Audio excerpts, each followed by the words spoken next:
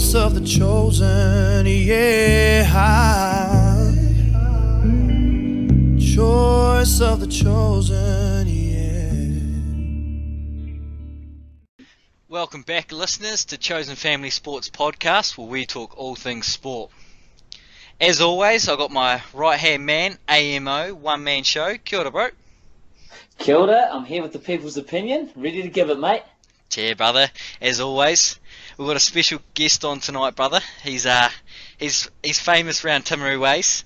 He's a good man. Yeah, he's a good man.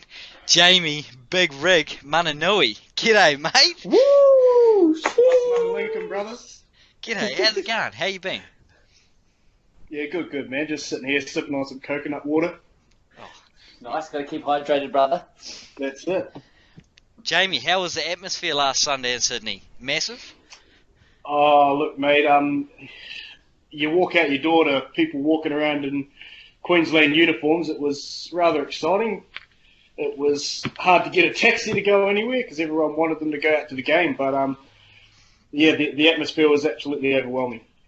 Yeah, it would have been awesome to be there. Even just seeing it, all the streets on the TV and that, it looked amazing. I've been to a couple of events like that, and I was jealous that I wasn't there. Yeah, it was definitely amazing. Like, I want to put it this way. I really want to experience that feeling with the Warriors because I got a special feeling from that game. It was amazing, and I don't even know what would happen if the Warriors won a final. I think I'd have a heart attack. I'd cry. I would cry man-tears everywhere. It would just be a giant puddle around me because there was two teams I don't even support, and I got emotional from it. Honestly, it was emotional. Yeah, for me, like, you know, I'm a big Jonathan Thurston fan. I'm a big Justin Hodges fan. Watching two of your favourite players go at it, although neither of them were my club, you sort of had the want for either one of those players to take it out. JT because he deserves it, and Hodges because you wanted him to get the title on the way out the door. But you know, you were going to be happy with the result either way. Yeah, that's it. And do you know what was actually quite funny is earlier in the week, Laurie Daly had called that it will go to extra time and Jonathan Thurston will kick the field goal, and it actually happened. So it was quite cool. But who would have thought, you know? Were you surprised when he missed that kick right at the very end? I don't want to skip the game, but were you surprised that he missed that from the sideline? Jonathan Thurston. Would you have anyone else kicking that if you had a choice? You'd choose him, wouldn't you? Yeah, you couldn't choose outside of him. That's what I'm saying. Yeah. I mean, it comes down to that final kick. They knew if they missed, they were going into extra time. It wasn't too much of a decision for him not to take it. Either way, they got the redemption. You know, they lost the game up until the try, so it was almost a bonus for them to kick it. You know, and it actually looked like it was going. It looked like it was going. Everyone thought it was going, and then boom. The worst part was he thought it was going. He had the hand in the air celebrating. He was halfway back to the boys with a beer in his hand. No, it was heartbreaking. It was heartbreaking to see it miss. But then it just set it up more than, like, you couldn't write a script for that. Like, have it miss on the inside of the post and then to go into extra time and then to watch Ben Hunt drop the ball. Oh, my goodness. Seeing him cry on the field nearly made me cry. It was a horrible feeling for him. Yeah, definitely. But that's what, like, going with the JT factor. Like, one thing that actually did really impress me is he does always think about others before himself. Like, even after they had won the grand final, he made sure people like Ben Hunt and that felt like it wasn't their fault. And that's just the character of the dude. Like, he is the man on and off the field. And yeah, as far as role models go, I think he's what you look at. He is your ultimate role model as a sports person, athlete.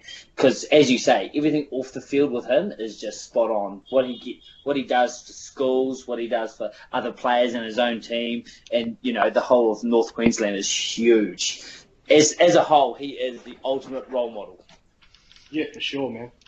And you know, also with us standing up for Aboriginal rights when Goods went through whatever he went through, and you know, he took a stand with his fellow Aboriginal brother there, and that's also a good thing to see, you know, them standing up for each other. So no, yeah, definitely a role model. Definitely a role model.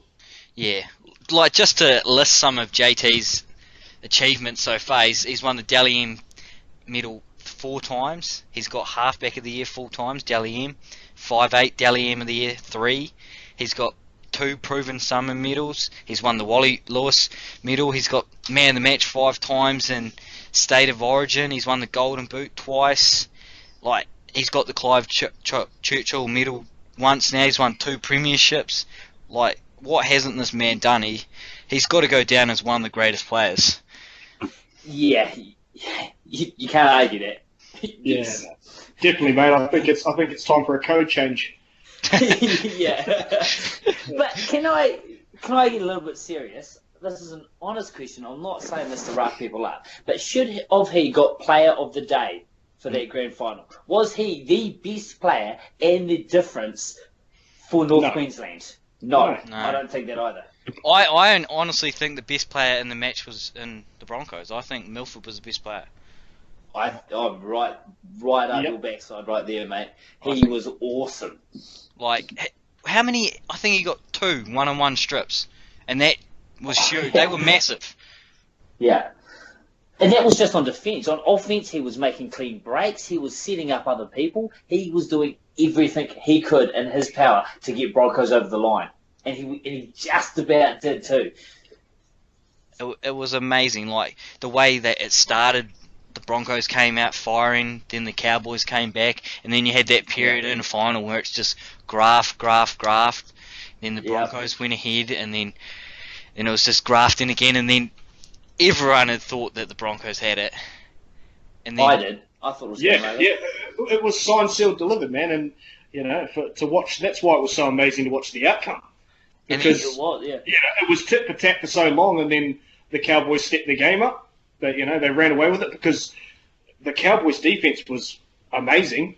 It was hard to watch. The Broncos start running away with it because you did want JT to win it, but. Yeah, but the Broncos' defence was just as good. Like, the defence in that game was, like, outstanding. That was two of the most classiest offensive teams in the NRL just going hammer and tongs, and it was just like, it was picture perfect, eh? It was just such a great grand final, and for me, probably the greatest grand final that I've seen, probably in a whole lot of codes. Other than that, in the 2011 All Black World Cup final, that'll probably be the 2 greatest grand finals that I've seen. Yeah, no, it was definitely up there. Another one that impressed me, and with his recent form and everything, he's made back into the Kiwis, and he's also co-captain with Isaac Luke, and that's Adam Blair. He really stepped up again, and good on him for getting the co-captaincy with Isaac Luke. Mate, that is awesome. He was amazing in that game too. Some of the hits that he would come out of the line and just make those one-on-one hits and inspire your team, that's what a leader does. And that's the reason why he gets that, vice-captaincy. But definitely one of the biggest things coming out of the Kiwis is obviously the naming, and no Benji Marshall's name was there. For me, it's quite disappointing because we have got no Luluai, we've got no Forum, we've got no Johnson, and I just feel that having Benji there with the likes of Nikorima and Lolihe will actually develop their game more. I just feel like there's been word like Tohu Harris might go into the halves with one of them. I don't know if that's moving to the future because they don't play there. That's not their position. Yes, they can play there, but he plays in the second row. It was a very tough decision to leave Benji out. Yeah, I want to hear what Jamie has to say before I have a rant about this Benji issue. Yeah, let me get at it because I know exactly where you'll go with it, Mr. Goldsmith. I know you're a huge fan of believing in the coach and what he's putting on the field. For me, although Kearney has led us to numerous amounts of back-to-back victories and whatnot, I just don't think you can put it down to you're trying to build on the future and you're trying to move to the younger players, and then in the same breath, I mean, I know Mannering is ruled out, but you can't then go put Isaac Luke in there, who Isaac Luke is not in form compared to how he has been in the past. Benji Marshall's playing some of the best footy he's he's played in a long time. His defense is better than it's ever been. You can't miss out on a guy like that because you're building on the future and then put Isaac Luke in the squad. I don't think you have to give your opinion on something and then stick to your opinion across the board. You can't let it only reign supreme for certain players or certain positions. But that's just my thoughts on the matter. Okay, well, Isaac Luke was always going to be there, and he's been in the leadership group for about 5 years. Okay, so he's always been building for this sort of opportunity. So that's that. The Benji issue, okay, it has been said by Talbot and Nikau and Cooney, this is what they've both said, that he has to be less Benji and more to the team. Okay? Yes, I understand that. This is what they've come out. Because in the past, he has been too much about Benji and not about the team. Now, and I've also seen no matter who gets injured, Benji will not come into the team.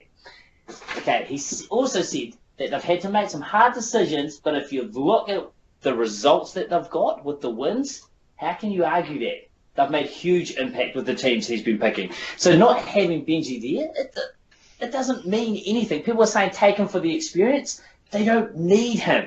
Benji's lived off that his whole career, the things that he has done well. We don't need that. Cooney's got a system in place, and it is working. So I don't understand why we need Benji. Other people, Jared Waireta-Hargreaves, he doesn't pick him anymore, even though he's probably the informed prop for like the last 2 years. But they are too much about themselves and not about the team. Yeah, also, I agree. I've got more to say about this. Of course you do. That in 2013, the World Cup, there was no bad blood in the team, but the team wasn't united because there was such a big clique from the contingent. Like, so many people were from the Roosters that they sort of stuck to themselves. And there was no bad blood in the team, but it wasn't united. But what they've done now is they've got culture in this club where they're bringing these young fellas into the club, and a lot of these young fellas are bringing that culture of everyone uniting, all going for one purpose. It doesn't matter what your reputation is, we're going to get the win, and that's what matters. And that's why Benji's not going. We're taking a team rather than a bunch of champion players and trying to make them a team. We're taking a team and going to make them champions. I like where you've come across there. Definitely with the Tigers, Benji, it was revolved around Benji and obviously Farah. I think when he has gone to Dragons, he has learnt that it's definitely when he first came back, it's not all about him. Like when he first went to the Dragons, it wasn't his team. It was Gareth Woodard was the main half. As it's gone on, he has been more the main half because he has been playing a lot better. But I think I understand where you come from there, but I do think he has learned over the years that it's not all about him. Like everything doesn't run through him because Benji is in some amazing form, but I don't think he is the player that he used to be. He's changed his style. I think he's more of a leader now than like what he used to be. Would you agree with that or no? Well, I don't agree with that at all because we don't hang out with him. We don't hang out with him. Cooney sees him. You know what I mean? All the players see him. He could be taking like a more relaxed leadership role on the field, but off the field he could still be like egotistic as hell. But I don't know if you read his book. He only talked about all the good things he'd done. He never talked about anything bad he'd done, and he'd done a lot of bad things. You know what I mean? So he does obviously have a massive ego, and isn't ready to pull his head in yet. So we don't need him. That's totally fine. Yeah. And be realistically, this 3-game tour of England, it doesn't mean shit. It means nothing. It does mean nothing. Look, we're definitely not arguing with you on the fact that he's not there because the coaches don't want him, and it's not building the future. But it also comes down to when you're putting together world teams, you generally choose the people who deserve to be in the squad, who are in form. And I mean, that's you can talk about it. I hear you. Flip the script when you talk about the Rugby World Cup. The All Blacks took informed players. They didn't take people because they didn't leave people out because they didn't like them. It's because they weren't in form. And I think that's what we're getting at, as opposed to we're not getting down to the nitty gritty and saying he should be there and they should drop anything personal about them. I agree with their decision if they're building on the future. But what we're saying is, if you make a statement like that, you're building on the future. It's got to be consistent. It's got to be across the board. Yeah, well, I don't see a problem with it, and I think they've taken 6 debutants, so it's Yeah. I think the bigger problem now, if we need to stop talking about the Benji issue, because he's not even getting picked, and it's an issue. So we need to stop talking about that, get rid of that, and we need to worry about these 3 games. And can we win without Simon Mannering, Thomas Luluai, Kieran Foran, Sean Johnson, Manu Vatuvei, and Jason Tomalolo? That is 6 starters, and not just starters, really good players. Can we win? Short answer, no. No, we can't. I think it's going to be tough as. And just before we quickly, we definitely got to move on from that Benji issue. But going back quickly to the culture, I definitely love this. This is one thing the Warriors need to do as well. We all know the All Blacks got one of the best cultures in the world. I think that a team like the Warriors and the Kiwis, they've got to learn off the All Blacks, but they've got to create their own culture. They can't. The All Blacks culture is different. That's them. One thing the Kiwis and the Warriors have got to do, they've got to create their own culture and that brotherhood. Like the Kiwis have always had brotherhood, but I don't know if the culture's always been good. Like how you said the Roosters and that, they kind of keeps to themselves.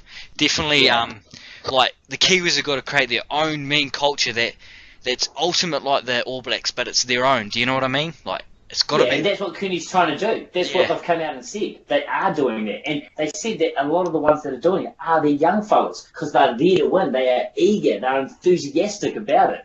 Yeah. A lot of the old heads are like, we get the And gears. I suppose they're fighting for their place in the team, whereas you do get senior members who just expect to be there. And Exactly. I think that's another thing. I'm happy about that because, teams can learn off the All Blacks, but at the end of the day, they've got to create their own culture. They can't. So that's mean as I'm stoked about that. But definitely with all those players out, it's going to be a hard task. But everyone thought we couldn't beat Aussie 3 times in a row, and we did it. I know we had majority of them players, but we still did it. So a lot of good players. But what's stopping us from beating England when we're down and out? This could be the true character of our team. This could, that could be another step of making us an ultimate force in league. Yeah, I think it you're right could definitely. with that character. Yeah. I'm a bit with Jamie though. I don't know. I don't think it's going to be a whitewash. I hope I'm being a bit biased here that we're going to win it 2-1, but I will not be surprised if we lose 2-1. Yeah, I will not be that's surprised. right. Yeah. And I think if you're going by the fact that they're there to build a team, we also shouldn't be upset if they lose because if he's trying to build on the future. We can't judge them on one test series when you do have key players out because you can field a whole team of rookies and then all of a sudden next year you're going to have a whole new team again when these 7 players come back. So that's right. And they are building towards the World Cup in 2017. So this is the perfect time to get these 6 young fellas into getting some experience. So if anything does happen in 2 years' time, then they're going to be perfect, just coming into their prime, you know what I mean? So, 3 or 4 years into their career, that's going to be perfect for these guys. I think it's awesome what he's doing. Yeah. How much, because I have this young fella from the Tigers back up for Farah. He got a bit of time, Cherrington. Do you think he will get a bit of time with Luke being co-captain? How much time do you reckon he'll get? I don't think he will play. You don't? There you go. No, because I think with all the players, with all the experience that is gone, our experienced guys that are there are going to have to play big minutes. Yeah. I think Isaac Luke will be playing, quite a bit of time out there on the pitch. But it's definitely good having him in the environment, just teaching him about That's it. what the Kiwis are now, what we want to be in the future, because who knows, he could be the hooker come the World Cup. A lot can happen between now and then. So exactly. What if Luluai retires or something? You know what I mean? And then Isaac Luke goes down. Boom. Who are we going to have a hooker? It's going to be Cherrington. It is. Who do you, out of the Nikorima and Lola here, who do you think will get the most time in the halves? Oh, yeah, it's a bit hard. I don't know how Cooney thinks. See, Cooney works at the Broncos, so he's close with Cody. Yeah, So that's he'll know his ins and outs. But if you look at, Tui's year, he's played nearly every game, and he has played well. I know it's his rookie year, and he's made some mistakes, but we've played him in I think 4 or 5 different positions, and he has played well. So he's got all the skills there. It's just whether what Cooney sees in either one for what position. Yeah, well, that's it. Do you look to start specialising him in a Kiwi squad, or you use him as a utility as it has been?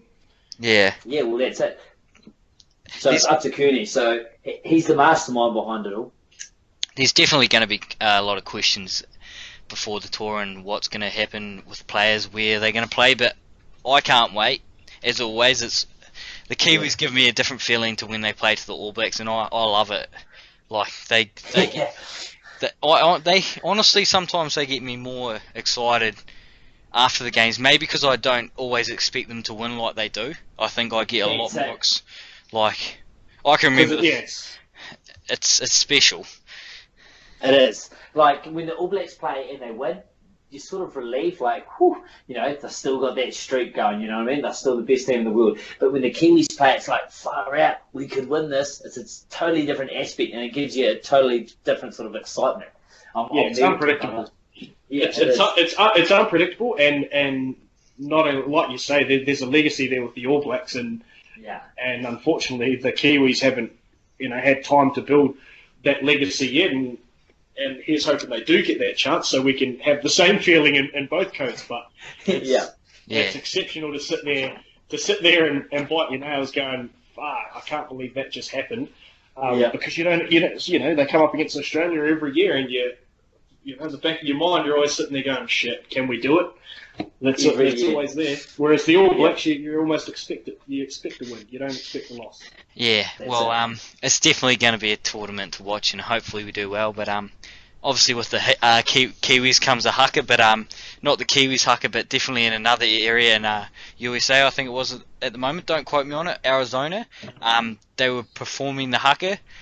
Personally, coming from me, as you boys have taught me growing up, I'm very passionate in the Māori culture, and I love the haka, and I love to perform it, and especially learning from Jamie, I've always learned you got to respect it, and you got to go hard. And for me, I don't think they're respecting it. I don't think they really understood it, and that's the worst thing. Like, you shouldn't go into saying not knowing what it is, or it actually upset me, and I know that we are, but I'm all one in New Zealand, but I'm coming from a Pākehā person like that.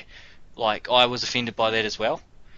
Yeah, well, I'll get into it before Jamie, because he probably has a bit to say on this. But first of all, you are the heartiest white guy I know. Yes, he is. And I think you're right, because I actually watched it, and they weren't even saying the words. They were just making like sound effects. And I was like, oh, okay, I can understand, them doing it because it might G them up, but as you said, you have to respect it. And for me, it wasn't respected. That's the problem I have with it. Yeah, so I was not happy with it either. Yeah, so look, I've had this conversation with a few people, and heard different points on it that have come across me. And my general standpoint on it is right alongside you both. I think you do have to respect not only the Māori culture, but you have to have a respect for everybody's culture.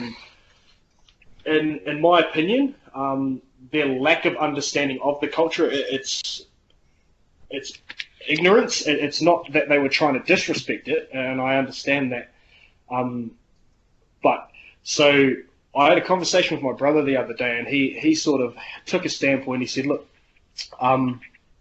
he asked me, look, I don't speak Māori fluently. I have a limited knowledge, and I know probably 20 to 30 haka, and I know the backgrounds of all of them. I can't go through each one and tell you which word means word for word.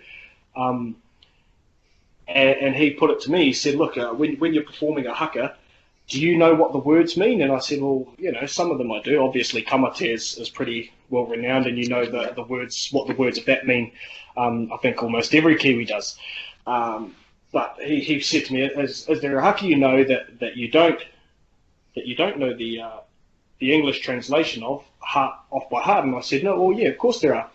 And he said, okay, so you don't know what you're saying when you're actually saying that. I said, well, I don't exactly know what I'm saying. And he said, so does it matter that you don't know the meaning? Does it matter that you don't know the meaning? No, that's different though. Look, I get it. I know what you're saying, and I have the same standpoint. I said, look, it's different because I've been taught how to do it. I know I'm saying the words correctly. So to those that it does matter, to the Māori people, when I'm doing a haka, I'm saying the words correctly. So to the Māori people that do speak Māori and do know the culture, it makes sense to them. And I sort of tried getting that point across to him, which he did agree with. But he also brought up a good point, that imitation is the highest form of flattery. So how do we stand on that and knock them for doing it? Like if it came to a point whereby some New Zealander went to America and approached the team and taught them how to do it properly, are we then going to give them a free pass to do it on the field? That is a good question. See, that is a good question. See, I'm disrespected by it, but I understand what you mean. They're doing it because it is such like a big, it cheese everybody up. So I think what they should have done is that they should have asked New Zealand. They should have written to us. They should have spoken to someone here and asked to do it. But they didn't do that. So that is disrespectful. To me, that is. Yeah. Yeah, I agree with you. I'm with you, but sometimes the avenues you have to go through to do so, it's not easy. I mean, yeah, but then you don't do it. Then you don't do it. Hey, look, if they copyrighted the Nei Nei Amorangi, you would have a lawsuit on your hands, homie. Yeah. Some things you see. I'm not doing it in thousands of people. Okay, if they're going to do something, if I'm going to copy something, I'm going to do it right, like my Nei Nei, okay? If you see me do it, you know you're getting the real deal, okay? That's it. I see you push that wheelchair around the dance floor. Okay, so if they were going to do it, they should have done it right, and they didn't go about it the right way. I travelled the world, sorry, not the world, but I went to Maui earlier this year, and there were countless amounts of people that knew New Zealand by the haka. Okay, yeah. So it is known around the world. So we don't want a B-grade haka to be shown to everybody. We don't want these Americans doing it because then these people will see the Americans do it and then think, oh, everyone can do it, and that must be how it's done. It's not. It is not. If you want to see a real haka, you come to us and you learn it. And when you respect something and you learn it from these, these elders, then you'll do it properly. And that is what will get people coming to our country. Yeah. So again, they should be doing it. I think it's definitely something that New Zealanders hold dear, and like you say, it's about doing it right if you're going to do it. And I mean, you and I have both been to multiple taiha wānanga, and they teach you sit there doing the same things day after day for 5 days, and not only for 5 days, but every time you go back, you start in the same place as everybody else. It gets to a point whereby you feel like you're brain dead because you're just going through the motions. But that's what it's about, and I mean that's what talking's about. It's what living's about. You do things over and over again until it becomes second nature. And 10,000 hours, homie. I put 10,000 hours into learning haka, and I feel like until you can do it on that level and you have that type of understanding, you should quite possibly at least start your journey from the start, not at the finished product. Yeah. It was definitely a huge talking point. Another one in the moment. It's not so big, but it has been, is definitely racism in sport. And being over here in Australia and in Melbourne, there was a bit of quite big recently with Adam Goodes, and also I've seen in the papers back home that the Fijians have been getting called coconuts again, which is quite a common thing to happen back home. And but with the Adam Goodes thing, like, I loved how the Aboriginals stood up for him and went about it. JT came out, but definitely when I heard about the Aboriginal dance, I thought, oh, I'll watch it because I'm not that interested in AFL, but I'll see what it's all about. And same thing for me, bro. I did the exact same thing. But before I watched the video, I was like, oh yeah, so this might be a bit like when Andrew Moodens pulled the fingers at the South Africans after he got a drop goal. and then I watched it, and all I seen was he kicked the ball between the posts and then did a dance, and I was like, oh, I don't see where they're coming from here. Like I'm struggling to see the point, and I just feel like I don't want to mention names or anything, but just working within Australia and working, I've come across very racist people, and I feel it's quite disgusting, when even back home, like, I think we embrace the multicultural a lot more, but over here it's definitely worse. And I'd say to them, like, what do you say about all those athletes that are Aboriginal that are good for your country, that are putting your country on the map? Like, I definitely think dreaming. Yeah, like Kathy dreaming, brother. Like, it's definitely something that I definitely don't like how it's in sport. And I've even heard the phrase where an Australian has told me we only associate with Aboriginals through sport, and that I was a bit dumbfounded. I was like, yeah. That's I don't really want to get into the Australian people so much, but that Adam Goods thing, I did the exact same thing. I thought, I better watch this and see what it's all about. I actually had to watch like 3 or 4 clips because I didn't believe that was the issue. That he did that was the offence. I couldn't believe it. What was it? It was Aboriginal round, wasn't it? So I don't even get the whole What was the problem? What was he doing that was offensive? It was offensive to be Aboriginal. Was that the offence? You know what, mate? Living here, it sometimes feels that way. You have to understand that the Aboriginals are still struggling in general. Just to fucking go a day without being the butt of people's jokes. The Adam Goods thing, like you say, you have to double take it because, if there isn't a time to be proud in sport for your cultural background, when's the right time? Like they act like he wasn't entitled to celebrate in that manner. It's ridiculous. There is no right time to be proud except all the time when it comes to your culture. That's it.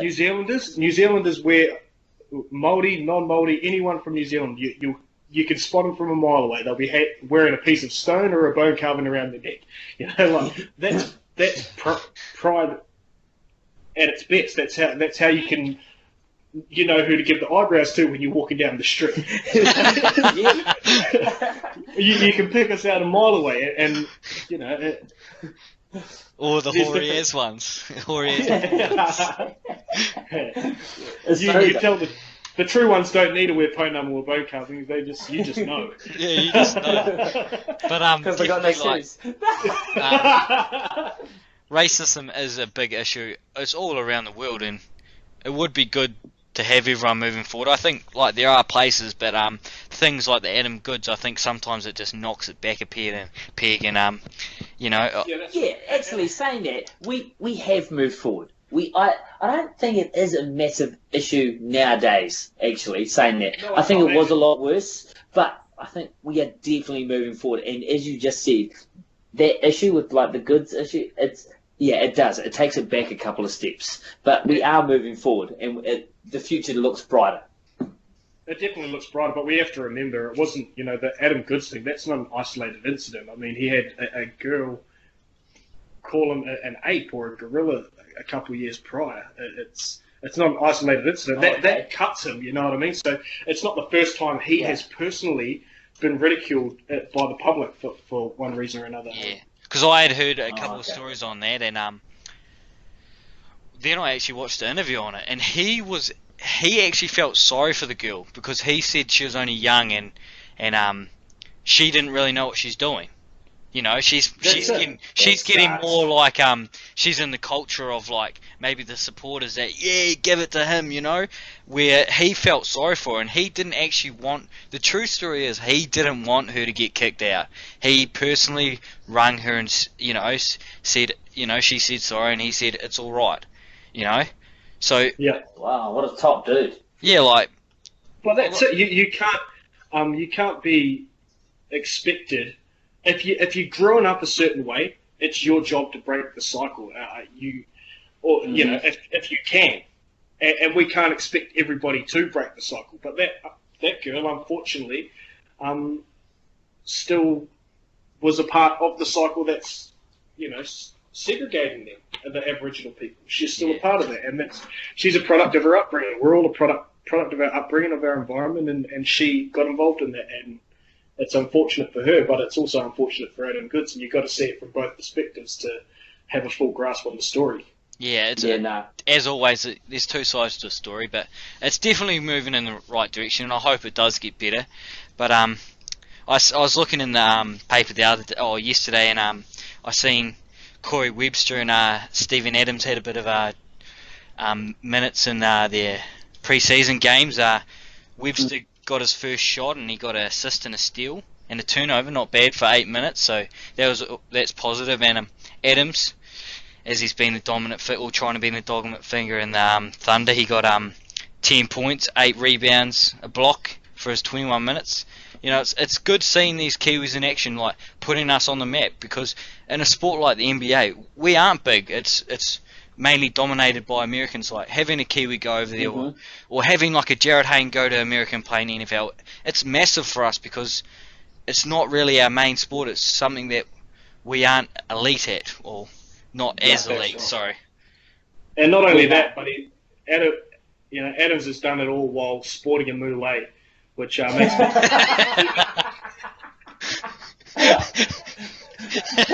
Yeah, I seen an interview on that the other day, and he said he actually asked the interviewer, "Well, do you think I suit it?" Yeah, that's right. I think the thing with Adams is that he's such a personality. So I don't think they're used to that kind of that cheeky sort of fella, and he's taking the world by storm. That guy, it's awesome for us, all right. For the he's doing wonders for our country. I mean, he's promoting Banks. He's promoting Banks. Before he moved over there, the guy was dead broke. Now he's promoting money. Yeah. Come on. And there's nothing better Look than at how him. the tables turn. There's nothing. The Cinderella story, ladies and gentlemen. He's when he gets in their hard out pref conferences and he starts dropping bro. It's mean. It's putting Kiwis on the map. But another Kiwi that's trying to put himself on the map in the boxing world is Joseph Parker. And I love the dude. He's doing well too, mate. I've never been like hard out boxing follower. Like I've always followed Tour and that because he was the main dog in New Zealand. But I love Parker. Like he's coming up against Carly Meehan, is it? Yeah, that's him. Yeah, I seen the Carly fella came out and he as always there's a bit of smack talking in boxing. He was like telling the media how his son can pack a better punch than Parker. But I love it. I hope he just goes out there and just carries on knocks him out if he can, but carries on his winning ways. Yeah, now Joseph Parker should find this one a little bit harder than what he's had in the past. Yeah. But I think Joseph Parker will deal to him because he's 45. I think he's 45, and Carly's had 47 fights. He's fought 3 world champions. So what I mean, like he knows how to box. Okay, he knows what he's doing in the ring. But Joseph Parker, it's just everybody, all the experts look at him and have just been saying, he looks like he's got good technique, he's got good height, he's using his body well. Everyone seems to be real impressed with him.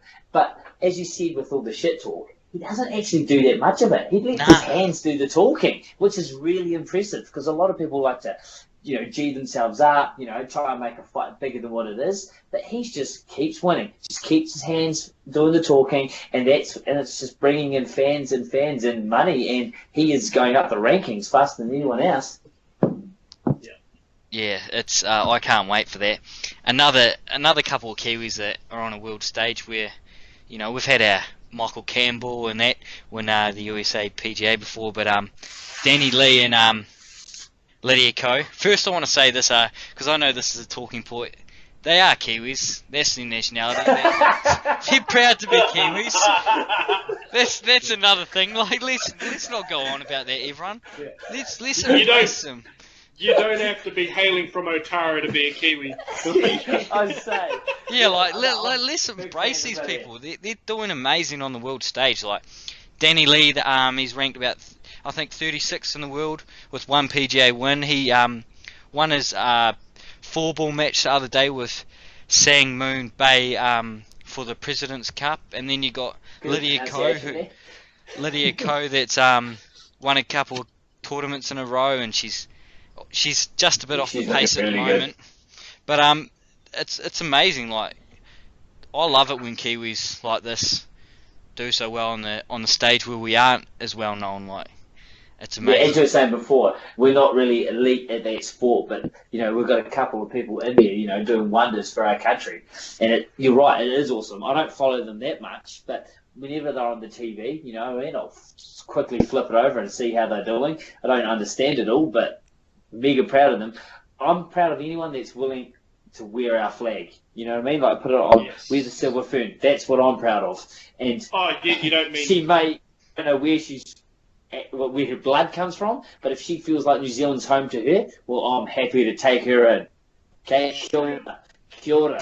Kia ora, kill. Well, how do you mind? Nah, it's awesome as like it's amazing, especially over here. Like seeing it, it's awesome.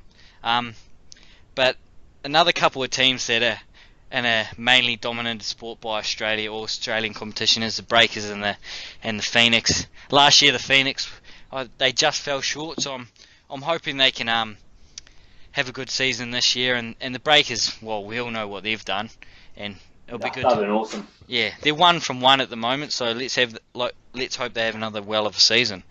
No, they have lost one and they won today, so they're 1-1. Yeah, that's right. Not 1-4-1, Mecca. It's 1-1. Oh, yeah. Sorry. But they got a hiding in their first one. They lost by like 20 points. But we've got this new guy, this Charles Jackson, another CJ, and he's a big tool import, and he's good. He's looking real good. The other week just a quick question: what's his ethnic background? I think he's African American. Oh yeah, so it's a superstar. Yeah, thanks. Yeah, but he only missed one shot last week. He was 4 from 5 on the inside. Oh, sorry, that was Cedric Jackson, our boy point guard. He was 4 from 5 on the inside, but 1 from 6 on the outside. We need to step up our 3-point shooting. Today we did that and we won the game. So it's just like if you've watched the Breakers before, you know that we're a fast-paced team that like to shoot from the outside. So it's really on our day whether we're shooting well or not. Yeah. Wow. Pero Cameron certainly shot them from the 3-point line. Yeah, Pero, PC, he was a good man. Bring back PC, mate.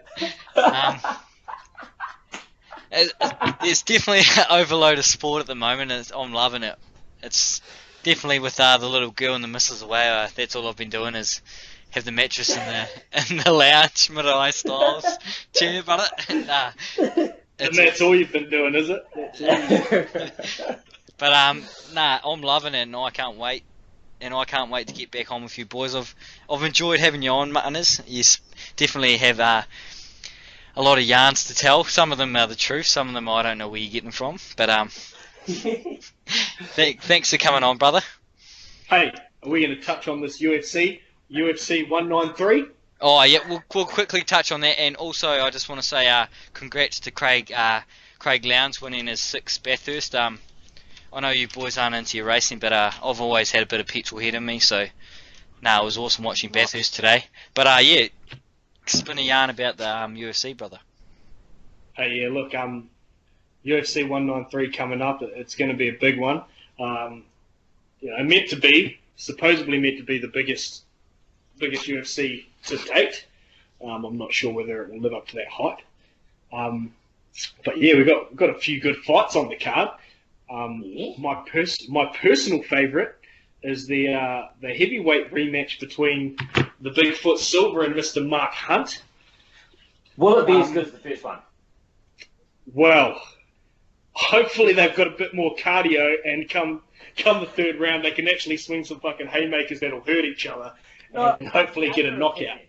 I hope they haven't got any more cardio, and they just do exactly what they did last time, and they just beat each other to a pulp. Because I don't watch it, but I can tell you, I watched that fight. Okay, once I heard about it, I was like, oh, I might as well watch this damn fight. And I tell you what, it made me watch other fights. As soon as I watched that is what that sport's about, beating each other up, and that's what they did. I don't like all that wrestling on the ground, but punching each other in the face, that was good to watch. Yeah, but do you, put it this way, would you prefer to watch a highlight reel of knockouts, or watch two dudes stand there and just punch each other in the face at one punch per fucking minute for 30 minutes? I want that exact same fight. That was unbelievable. That two human beings can put each other through that sort of pain. Hey, I agree with you. I think that fight was definitely the best fight, stand-up fight that we've ever seen. Obviously, I'm a bit more into the grappling on the ground as well, a bit more than you are. I like a bit of that.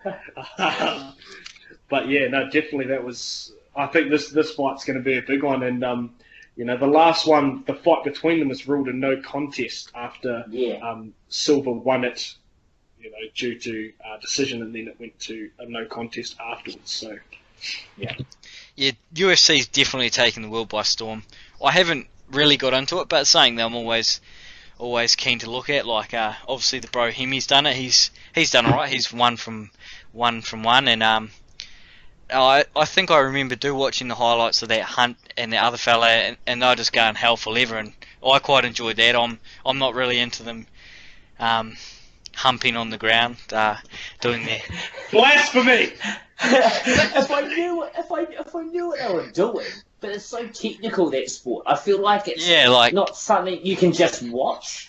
Like, you have to understand. Oh my goodness, they've taken the knee, they've put her in a triple headlock, leg sweep.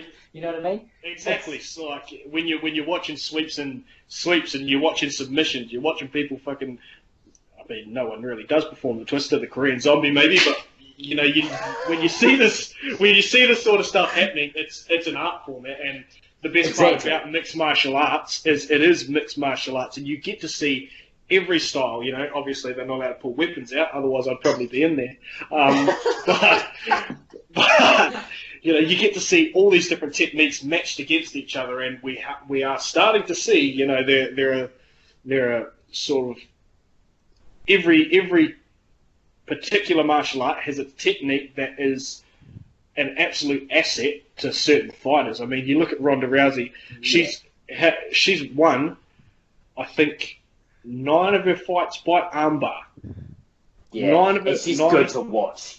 But you see, there's a difference. There's a difference between watching her and watching some of these guys. Some of these guys, they will honestly just like lie on each other, crawl on each other for 5 minutes. With Ronda Rousey, when she's on the ground, it looks like she's doing something. I don't know what she's doing, but when she's twirling, legs are going everywhere, you think it's like Park Kama Sutra, and then boom, she's breaking someone's arm.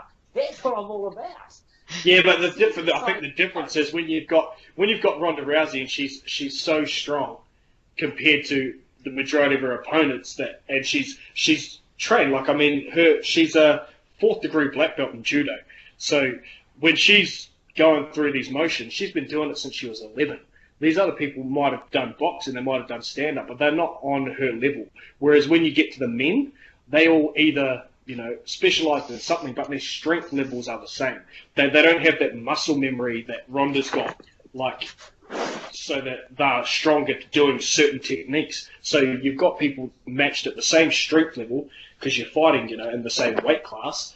Yeah. And it's harder to overpower someone when you're the same strength and you've got relatively the same muscle memories. And that's why, you don't get too many submissions that are like leg cranks or arm bars in the men's divisions. Yeah, definitely. You get more chokes, Yep. No, I understand that. It's definitely a sport, and a good sport, and it's upcoming. But anyway, boys, thanks for coming on, and Jamie, I'll definitely have to get you back, maybe when the next major UFC event's on. But thanks for spinning a few yarns, as always, as well, Mr. Goldsmith. Hey, I'm just happy to be here, Shannon. I love being your right-hand man, mate. I love it. Yeah. And I It'd be tell real you what, nice if he learned how to spell AMO, though. You know, it's only 3 letters. But I loved having the big rig on. Oosh. Good fun. But definitely, boys, and everyone, we want to hear what you have to say. You know, jump on, comment, like, share. Let's get this page pumping. Cheers, everyone. Yep. Let's If you want us to do it, talk ladies and about gentlemen. something, send it through. Thank you. Good AMO night. out.